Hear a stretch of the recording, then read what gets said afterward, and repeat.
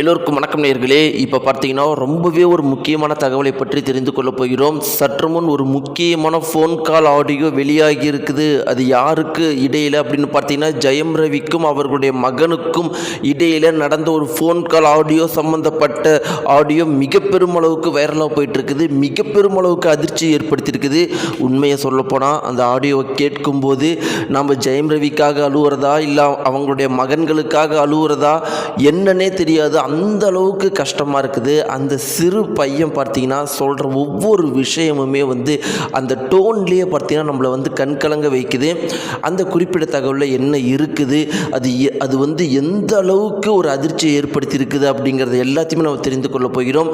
வாங்க ஜெயம் ரவியும் அவருடைய சிறு மகனும் என்ன பேசிக்கிட்டாங்க அப்படிங்கிற அந்த அதிர்ச்சிகரமான தகவலை பற்றி தெரிஞ்சுக்கலாம். நம்முடைய சேனலுக்கு நீங்கள் புதியவராக இருந்தால் மறக்காமல் சப்ஸ்கிரைப் பண்ணிட்டுங்க. நேயர்களே, இன்றைக்கி தமிழகம் முழுக்கவே 2 நாட்களாக பரபரப்பாக போயிட்டுருக்கிறது ஜெயம் ரவியுடைய இன்டர்வியூ தான். அவர் இன்டர்வியூவில் ரொம்பவே தெளிவாக சொல்லிட்டார். என்னன்னு சொல்லிட்டாருன்னா, எனக்கு இந்த உலகத்திலேயே பிடிச்சது என்னுடைய பையன்தான். என்னுடைய பையன்கிட்ட கூட என்னை பேச விட மாட்டேங்கிறாங்க. அவனை ஸ்கூலுக்கு அனுப்பும்பொழுது கூட பாடி கார்டு போட்டு அனுப்புகிறாங்க. நான் வாழ்க்கையிலே ரொம்பவே சந்தோஷமாக இருந்தனால் என் பையனோட சேர்ந்து டிக்டாக்குங்கிற படத்தை நான் பண்ணேன். அந்த படத்தை பண்ணும்போது அவன் கூடயே தான் நான் எப்பயுமே இருப்பேன். அதுதான் என் மொத்த வாழ்க்கையிலேயே சந்தோஷமான நாள். ஆனால் என் பையனை இன்னைக்கு பார்க்க கூட விட மாட்டேங்கிறாங்க. எனக்கு அப்படி நரக வேதனையாக இருக்குது. இது இப்படியே நீடிச்சுக்கிட்டு போயிட்டு இருந்தால் நான் செத்துருவேன். இங்கே பாருங்கள், நான் இப்பயே கையை எடுத்துகிட்டு இருக்கிறேன். இது நான் ரத்த வாந்தி எடுத்துகிட்டு இருக்கிறேன்.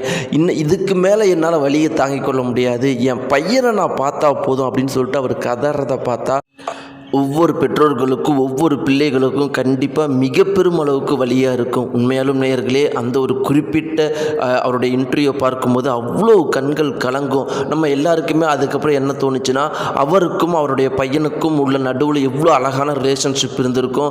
ஜெயம் ரவி அவர்கள் எந்த அளவுக்கு அவருடைய மகன் மேலே பாசம் வச்சுருந்தா, அந்த பேட்டியில் கூட அவருடைய மனைவி மேலே அவ்வளவு கோபம் இருந்தாலும் தனக்கு பிளாக் மேஜிக் பண்ணி ரத்த வாந்தி எடுக்க வச்சுட்டாங்க அப்படின்னு சொல்லியிருந்தாலும் அவர் மகன் மேலே எவ்வளவு பாசம் இருந்தால், டிக்டாக்குங்கிற படத்தில் நான் நடித்தது மட்டும்தான், என் பையனோட சேர்ந்து நடித்தது மட்டும்தான் என் ஒட்டுமொத்த வாழ்க்கையிலேயே சந்தோஷமான நாள் அப்படின்னு அவர் சொல்லியிருப்பார். இதிலிருந்து அவர் எவ்வளோ பாசம் வச்சுருப்பாருன்னு நமக்கு தெரிய வருது.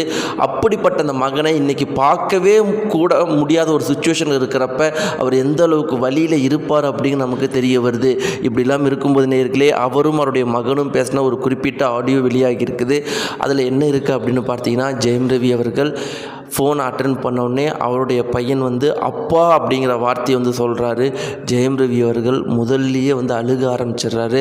டே, எப்படா இருக்கிற, என்னடா பண்ணுறாடி, பார்க்கணும்டாடி, சாப்பிட்டியாடா அப்படின்னு சொல்லிட்டு கண்கள் கலங்குறாரு.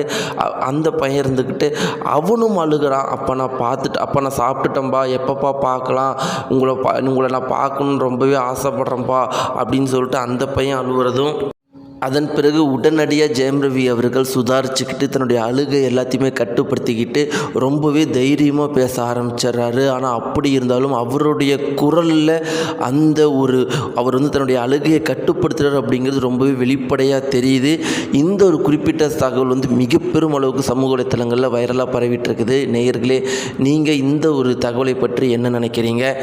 ஜெயம் ரவிக்கு நடந்தது எவ்வளோ பெரிய கொடுமை அப்படின்னு நினைக்கிறீங்க? அதற்கும் மேலே அவருடைய மகன் மேலே எந்த அளவுக்கு பாசம் வச்சுருந்தா இப்படிப்பட்ட ஒரு சுச்சுவேஷன்லேயும் அவருடைய ஒட்டுமொத்த வாழ்க்கையிலே டிக்டாக் அப்படிங்கிற அந்த படத்தில் தன்னுடைய மகனோட நடித்தது தான் சந்தோஷமாக இருந்திருக்குன்னு சொல்லியிருக்காருல்ல. இதை பற்றிலாம் என்ன நினைக்கிறீங்க? மறக்காமல் கீழே இருக்கிற கன்பஸை தெரிவிங்க. அவர் மனைவி மேலே பண்ண சரியா தப்பா அப்படிங்கிறதையும் மறக்காமல் கன்பஸை தெரிவிங்க. நன்றி.